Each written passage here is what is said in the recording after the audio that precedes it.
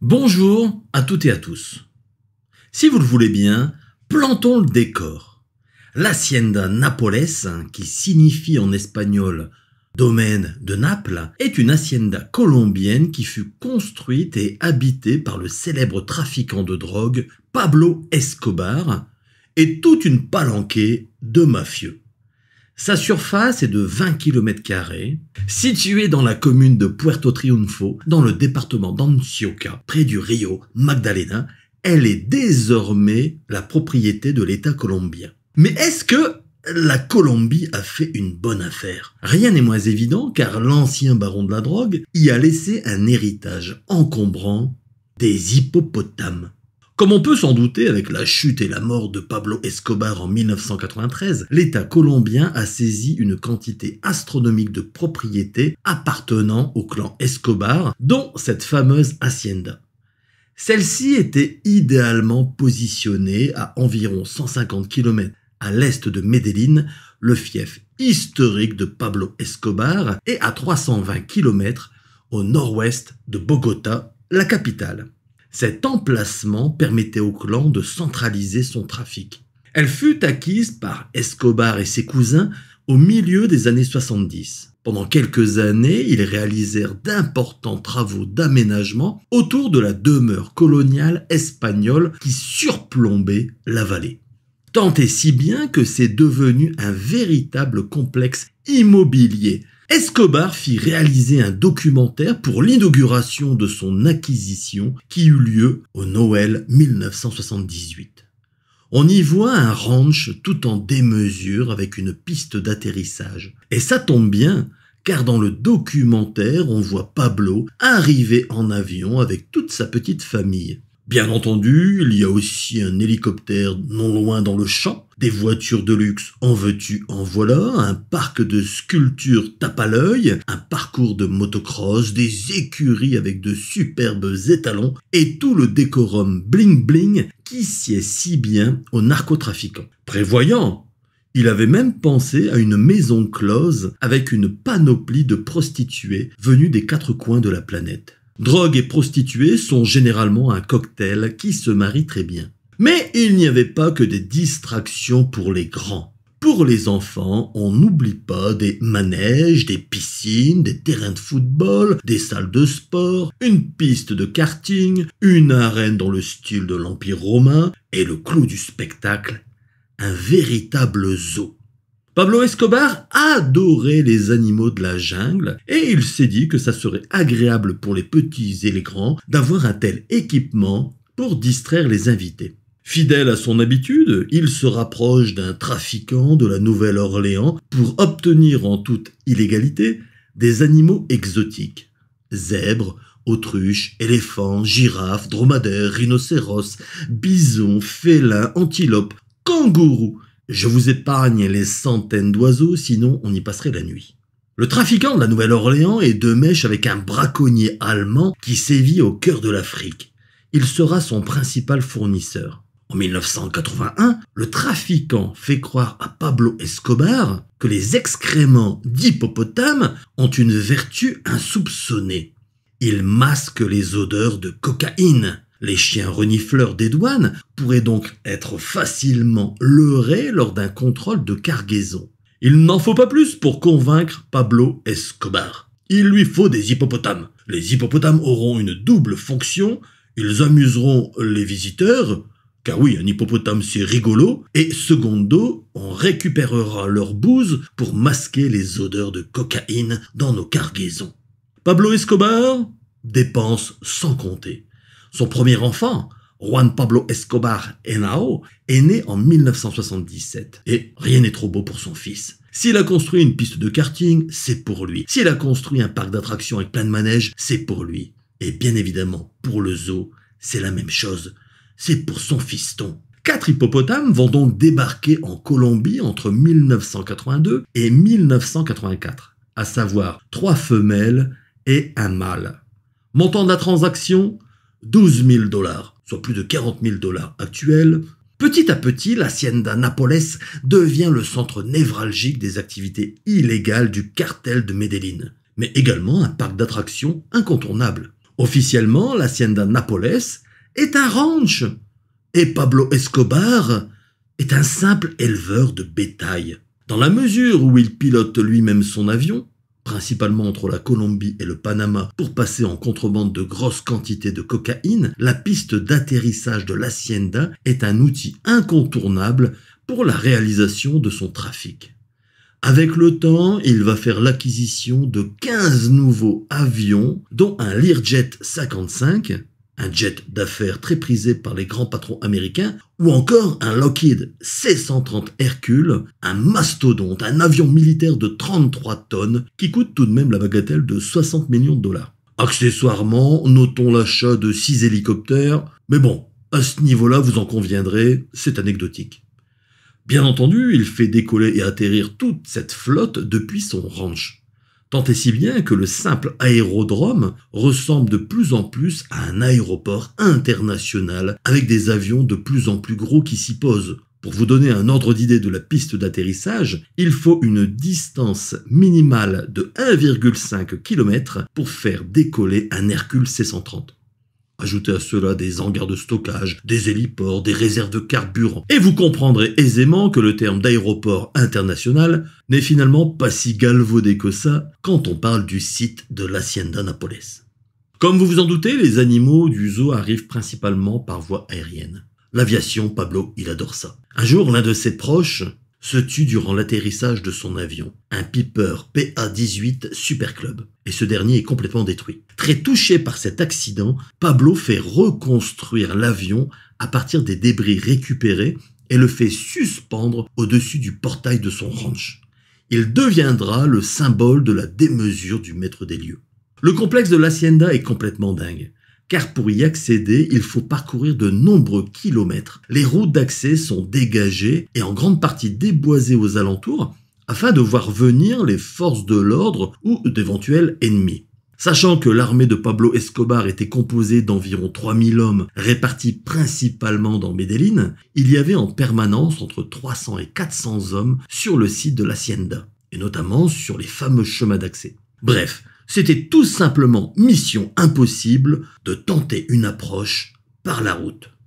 Pour récompenser ses fidèles soldats, Pablo leur donnait l'accès aux attractions de l'Hacienda. Régulièrement, vous aviez donc des tueurs qui venaient en famille pour visiter le zoo et bénéficier des infrastructures de loisirs. Par la suite, il a également ouvert ses visites de l'Hacienda à des habitants de Medellín. Bien entendu, triés sur le volet, puisqu'il s'agissait souvent des ouvriers qui avaient travaillé sur place ou qui rendaient service à l'organisation. Pablo leur offrait donc la possibilité de faire découvrir leur famille un endroit exceptionnel. Outre les gardes qui assuraient la surveillance du site et des routes, vous aviez près de 200 employés qui entretenaient le site quotidiennement. Des transports en bus étaient donc organisés depuis Medellín, une ville située, comme je l'ai dit précédemment, à environ 150 km de l'Hacienda, et des gens souvent très pauvres découvraient un monde complètement fou. Les enfants étaient séduits par les animaux exotiques et les parents vivaient le temps d'une journée la vie d'une famille riche. Généreux, Pablo Escobar n'hésitait pas à leur remettre une petite enveloppe pour s'assurer de leur fidélité sans faille. L'Hacienda Nápoles est donc un endroit sans nul autre pareil dans le monde. Un mix improbable entre lieu pour faire du lien social, plaque tournante de la drogue, parc d'attractions, résidence de luxe et réserve animalière. Depuis cette base surréaliste, chaque mois, entre 70 et 80 tonnes de cocaïne étaient expédiées de la Colombie vers les États-Unis et le reste du monde. Seulement, toute cette affaire va tourner au vinaigre. Le règne du baron de la drogue se termine brutalement le 2 décembre 1993. Après des mois de travail et de traque, l'équipe de surveillance menée par le brigadier Hugo Martinez repère le logement de Pablo Escobar. Il se cache à Los Olivos, quartier de la classe moyenne de Medellín. Le jour de son anniversaire, soit le 1er décembre, Pablo Escobar commet une erreur. Il passe des appels depuis sa cachette. Plusieurs appels à son épouse et à son fils, Juan Pablo. Le commando Martinez lance l'assaut qui donne lieu à des échanges de coups de feu avec Escobar et son fidèle garde du corps, Alvaro, surnommé El Limón. Les deux hommes parviennent à s'enfuir sur les toits et tentent d'atteindre une rue où ils pourront se mêler à la population. Mais ils sont abattus par des tireurs embusqués qui avaient envisagé cette possibilité de fuite sur les toits.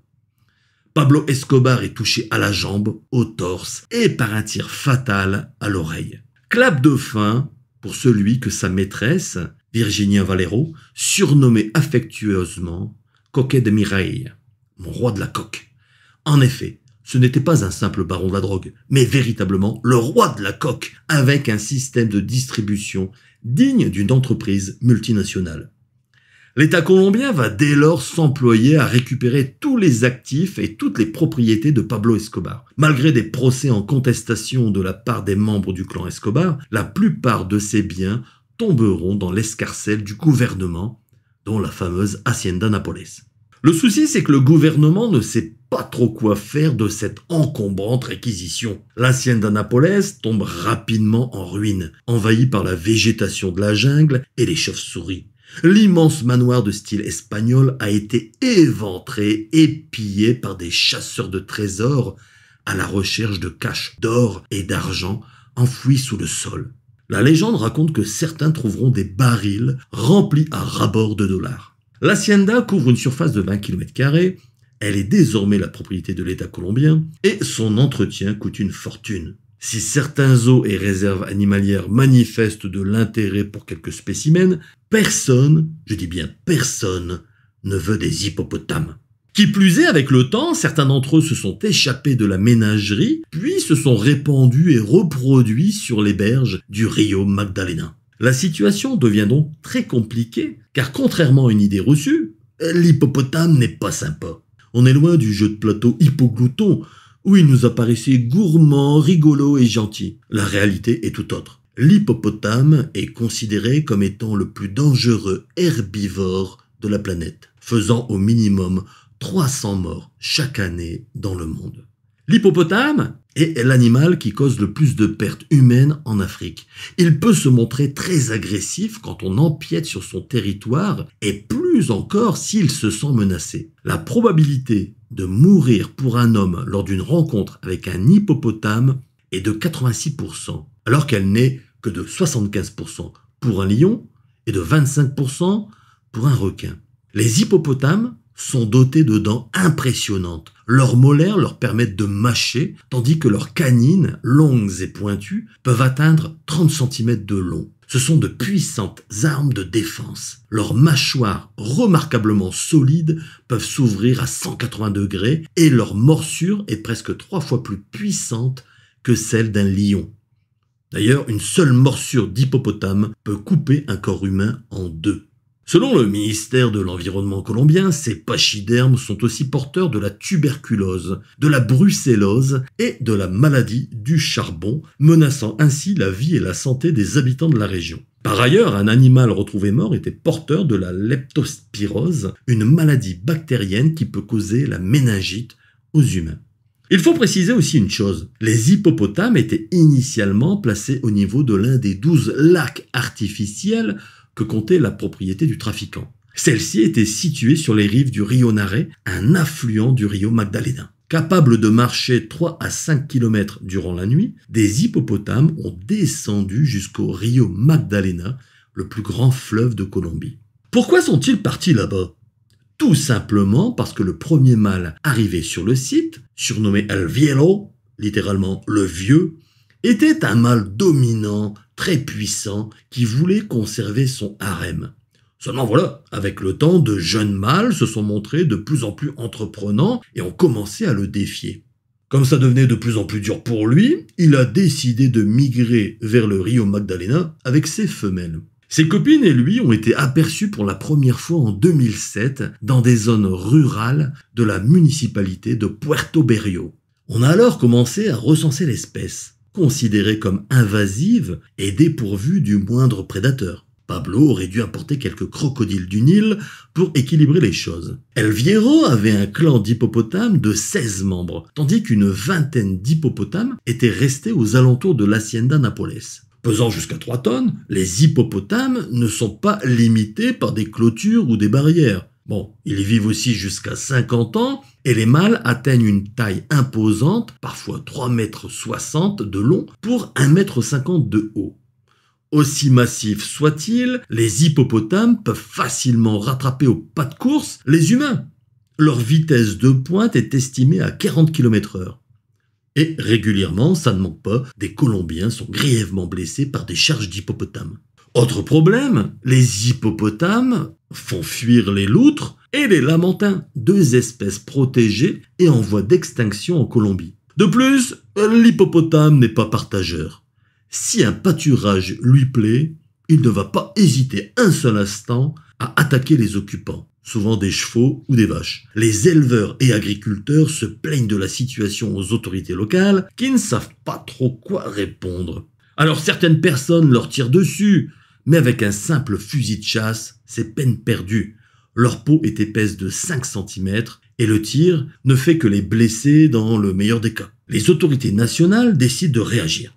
Dans un premier temps, elles se disent que le moins coûteux est de les abattre. Elles mettent en œuvre un commando qui va tuer une bête et poser triomphalement devant. L'histoire de Pépé, l'hippopotame qui a été tué, va faire la une des journaux nationaux et finalement, le résultat ne va pas être celui escompté, celui de montrer que le gouvernement agit pour la sécurité des populations. En effet, c'est un scandale national et international. Pensez-vous, on a tué Pépé. Une centaine d'activistes colombiens défilent à Bogota en portant un masque d'hippopotame. La presse s'empare du sujet en écrivant que rien ne change en Colombie. On règle toujours les problèmes avec des armes à feu. Aux États-Unis, l'émotion est très vive et des associations de défense animale entament des procédures judiciaires pour que les hippopotames de Pablo Escobar obtiennent un statut juridique leur permettant d'être défendus. Alors pour la petite anecdote, les hippopotames obtiendront un statut juridique en 2021. En effet, un tribunal de l'Ohio va donner une personnalité juridique aux hippopotames colombiens, leur permettant ainsi d'être représentés par un avocat.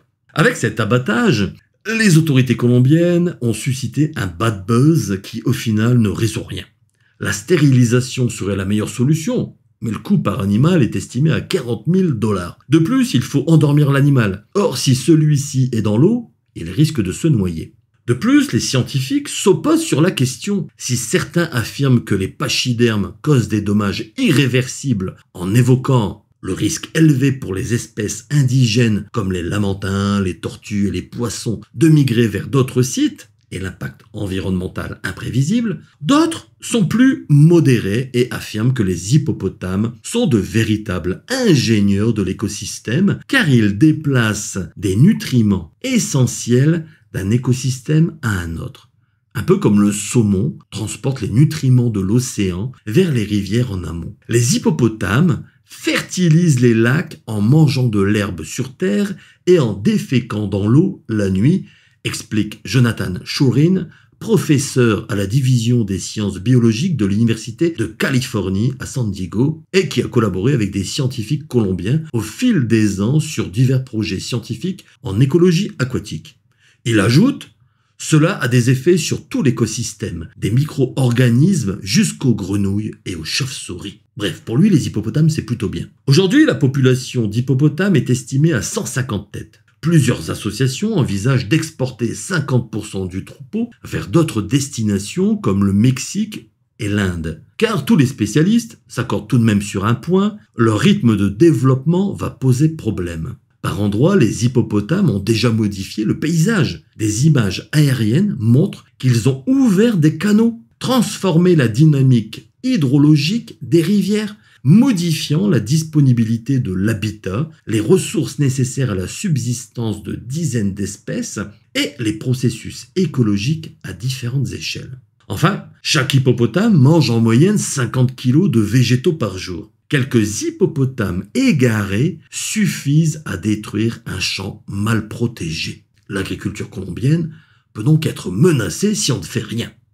Alors c'est d'autant plus vrai que les mâles qui ont perdu leur combat contre le mâle dominant sont bannis du groupe. Ils se retrouvent donc seuls dans la nature à errer ici et là. Toujours est-il que bon nombre de Colombiens ont adopté d'hippopotames. Après des années de réfection, l'Hacienda Nápoles est devenue un parc à thème visité chaque année par des milliers de curieux. Pablo Escobar est une légende en Amérique du Sud. Même si le gouvernement colombien tente de démystifier le côté Robin des Bois du trafiquant, sa cote de popularité demeure très élevée auprès des populations locales. Il en va de même pour ces hippopotames qui deviennent peu à peu les mascottes de Puerto Triunfo. Bref, les hippopotames de Pablo Escobar se portent bien et comptent bien y rester le plus longtemps possible. Selon les scientifiques, leur population pourrait atteindre les 800 individus en 2050 si on ne fait rien. Toujours est-il que cet héritage animalier défraye régulièrement la chronique. Là où il est, Pablo Escobar doit rire dans ses moustaches. On parle toujours de lui, et mieux encore, même mort, il continue d'enquiquiner les autorités colombiennes et même internationales.